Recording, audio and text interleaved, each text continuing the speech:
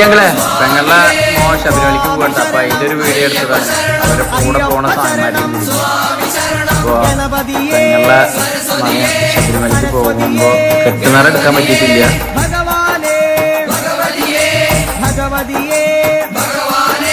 ഭഗവാൻ ശരണം ഭഗവതി ശരണം ഭഗവതി ശരണം